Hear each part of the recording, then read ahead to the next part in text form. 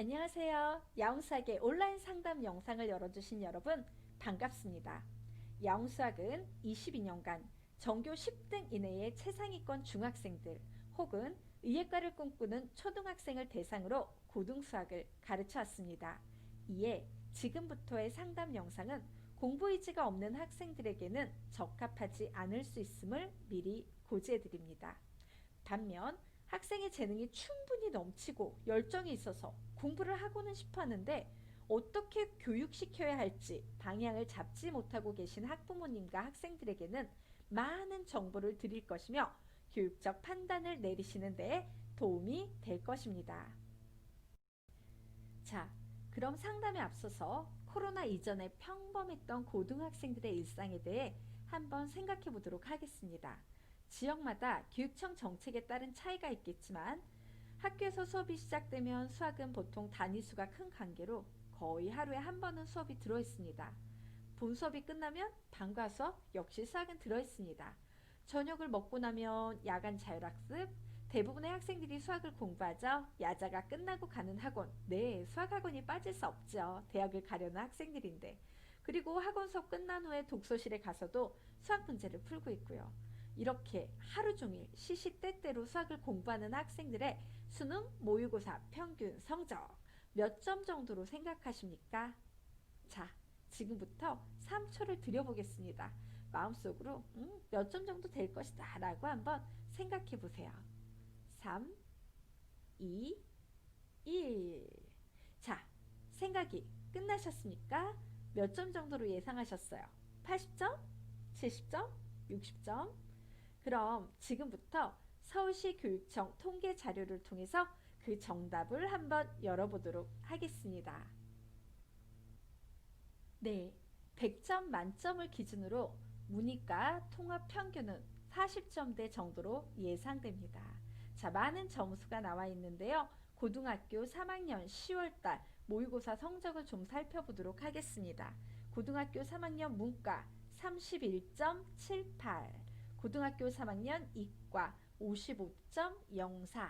자, 요 숫자들의 의미에 대해서는 차후 상담에서 좀 설명을 드리고 가도록 하겠습니다. 어쨌든 이 두 점수를 합치면 평균 40점대 정도로 예상이 됩니다. 자, 그런데 성적을 보고 아마 충격을 받으신 분들 되게 많으실 거예요. 특히 문과 성적 보통 평균 30점대죠. 자, 평균 점수가 너무 낮아 충격이시라고요? 사실 지금의 평균 성적은 학생들이 수포자가 되는 것을 방지하기 위해서 교육청에서 쉬운 문제수를 증가시켜서 의도적으로 예전에 비해서 10점가량 올려놓은 것이 지금 현재 평균 성적이랍니다. 아니, 이것보다 평균 성적이 더 낮았다고요? 이런 말도 안 되는 이런 생각하시는 분들을 위해 10년 전 통계 자료를 한번 열어보겠습니다. 2010년 자료입니다. 고2 문과 평균 점수대를 살펴보니 20점대죠. 제일 낮은 점수로 26.8이 보이네요. 자, 그럼 26.8의 의미에 대해 한번 생각해 보겠습니다. 아무리 문과여도 100점, 90점, 80점 받는 학생들 다 있습니다. 그런 상위권대 점수를 포함해서 평균을 내었음에도 불구하고 평균이 26.8이 나온다는 것은요, 10점대 성적의 학생들이 굉장히 많이 존재한다는 것을 의미합니다. 일명 시험 볼 때 5분 만에 찍고 잔다는 수포자들 아시죠? 네. 그런데 한국의 부모님들이 수학 안 시킬까요? 영어가 수능에서 절대평가로 바뀌면서 중요 교육과정에서 완전히 배제되었습니다. 그로 인해 상대적으로 입시에서 수학의 중요성은 더욱 커졌습니다. 그래서 아무리 늦어도 중학교 때는 학원이든 교습소든 가외든 인강이든 누구나 수학을 공부합니다. 심지어는 다른 과목에 비해 공부량도 훨씬 많습니다. 그럼에도 불구하고 대체 30에서 40점대의 수학 성적밖에 못 나오는 것은 뭐가 문제일까요? 그 원인부터 정확히 알고 가는 것, 그것이 올바른 수학 교육의 첫 출발점이 될 것입니다. 뭐가 문제인지를 알아야 우리는 입시의 핵심 요소인 수학 성적을 안전하게 혹은 전략적으로 관리하게 될 수 있을 겁니다. 자, 그러면 지금부터 자료를 한번 보도록 하겠습니다. 수학의 선수 후수 과정에 대한 개념표가 나와 있습니다. 우리는 중학교 2학년 1학기 때 연립방정식이라는 대개념을 배웁니다. 학생들이라면 아주 징글징글하게 많은 문제를 풀었던 기억이 있을 겁니다. 보통 1100문제에서 1200문제 정도 실려있다는 센수학이라는 교재한권에 거기에 실려있는 문제수만 370문제가 보이네요. 거의 문제집의 3분의 1에 해당되는 양입니다. 빠른 선행을 하지 않는 일반 교육과정에서는 보통 3주 정도 이 연립방정식을 학생들에게 가르칩니다. 이때 배우는 대개념으로서의 연립방정식은 무수히 많은 연립방정식 유형 중에서 가장 쉽고 기초적인 2원 1차 연립방정식이라는 소개념 그 하나를 배우게 됩니다. 그리고 그 후 후수 과정으로 고등학교 과정에서는 연립방정식, 부정방정식, 공통분이라는 세 개의 대개념을 배웁니다. 그리고 그 안에는 다음과 같이 2원 1차 연립방정식, 3원 1차 연립방정식, 1차 2차 연립방정식, 2차 2차 연립방정식 등등 총 13개의 개념을 공부합니다. 그리고 이 과정을 고등학교 일반 교육과정에서 일주일 이내에 가르쳐야만 학교 시험 진도를 맞출 수 있습니다. 그런데 이 13개의 개념 중 중학교 때 배우는 2원 1차 연립방정식보다 쉬운 개념이 있을까요? 없습니다. 이렇게 얘기하면 선생님 고등학교에도 맨 위에 2원 1차 연립방정식 있는데요 라고 묻는 학생들이 꼭 있죠. 자, 중학교와 고등학교에서 배우는 2원 1차 연립방정식 개념은 숫자 개수를 사용하냐 문자 개수를 사용하냐 라는 측면에서 차이가 있습니다. 중학교 때의 문제는 기본적으로 숫자 개수를 베이스로 출제되기 때문에 x는 3, y는 7처럼 답이 깔끔하게 떨어져 나오지만 고등학교에서는 2원 1차 연립방정식 자체가 문자 개수를 베이스로 하는 개념을 배우기 때문에 답이 부정, 불능, 그리고 일반적인 답까지 최대 3종류까지 만들어지는 어려운 문제 유형 중 하나입니다. 차원이 다르죠? 자, 그런데 문제수를 비교해 보겠습니다. 중학교 수준의 2원 1차 연립방정식은 센수학 한 권에 370문제가 들어있습니다. 개념당 370문제가 들어있는 셈이죠. 중학교 수준과는 비교할 수도 없는 난이도의 고등학교 수준의 13개 개념, 총 52문제 실려 있습니다. 개념당 평균 4문제.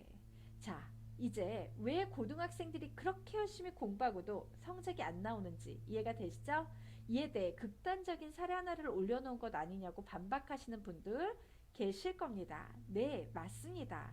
다른 사례들에 비해 극단적인 개념과 문제수 비교 사례 맞습니다.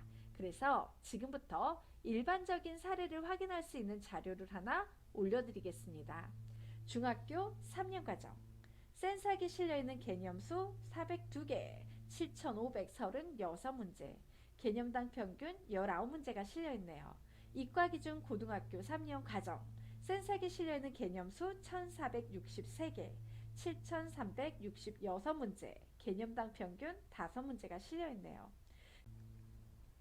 여기까지 보면 고등학교 3년 동안 배워야 할 개념수는 중학교에 비해 대략 4배 증가, 문제수는 4분의 1배 감소되어 보입니다.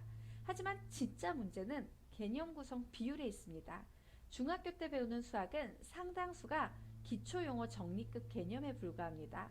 피타고라스 정리처럼 매우 유의미하고 중요한 핵심 개념은 40% 정도밖에 안 되죠. 반면에 고등학교에서 배우는 개념은 대부분이 기초용어를 정리하는 수준에 그치는 것이 아닌 핵심 개념입니다. 난이도도 상당하고요. 그래서 핵심 개념당 문제수를 비교해보면 중학교 때는 개념당 47문제, 고등학교에서는 개념당 6문제 정도가 됩니다. 참고로 서울대를 목표로 22년째 학생들을 공부시켜온 야옹수학은 시중 교재와는 비교도 안 되는 상세한 개념을 싣고 있기에 야옹수학 개념집에는 2000개가 넘는 개념이 있습니다. 자, 야옹수학에서요 무료로 수학상 앞에 4개 단원 자, 직강 수업으로는 한 달 수업 분량이죠. 한 달 수업 분량에 과제물 빼고요. 과제물은 사셔야 됩니다.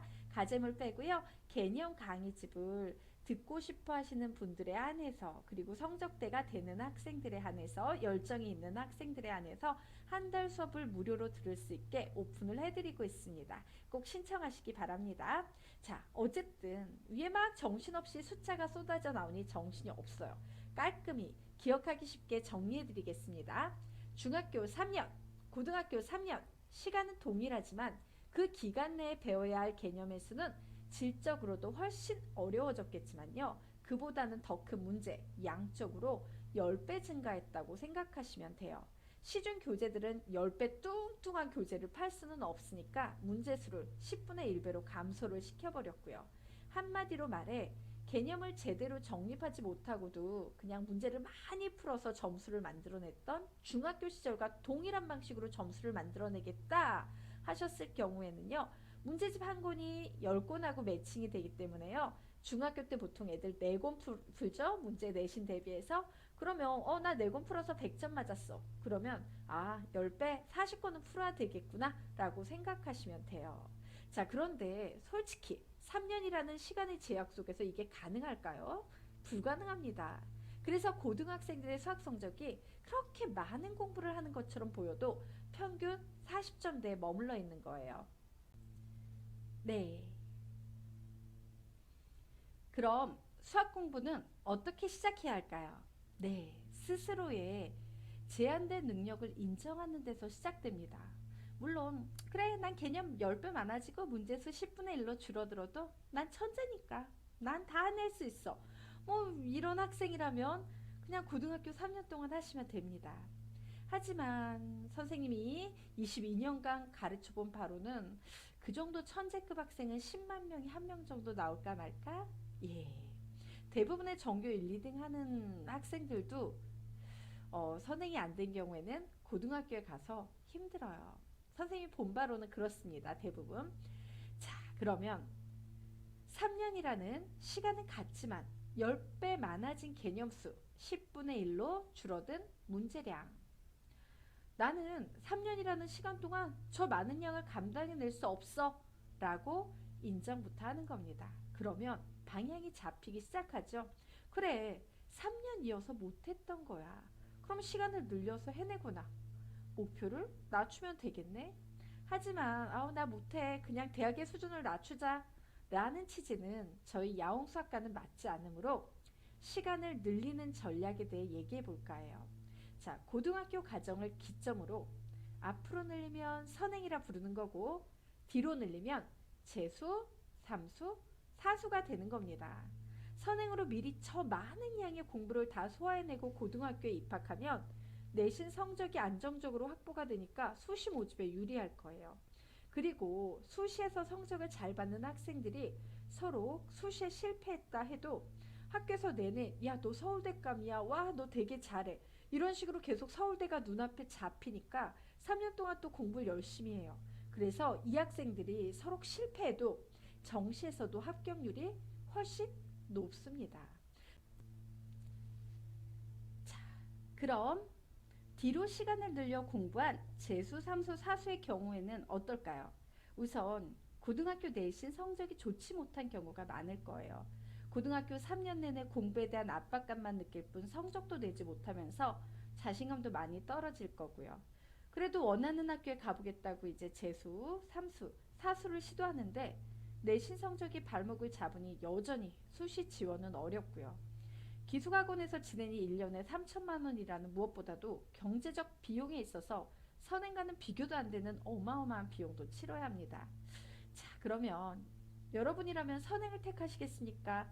재수, 삼수, 사수를 택하시겠습니까?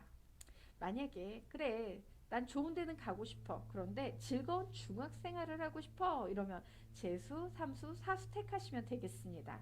하지만 선행을 택하시기로 결정하셨다면 이제 우리는 굉장히 중요한 한 가지 질문에 더 답해야 됩니다. 선행은 어떻게 시켜야 할까? 이 질문에 대해 인터넷에 찾아보면 사람마다 의견이 다 다를 겁니다. 야옹수학에서는 그 모든 의견들을 존중하지만 22년간 열정이 넘치는 최상위권 학생들을 가르쳐온 저희로서는 최상위권은 이렇게 공부하는 것이 가장 교육적 효과가 컸다라는 야옹수학만의 방법을 다음 동영상에서 알려드리도록 하겠습니다.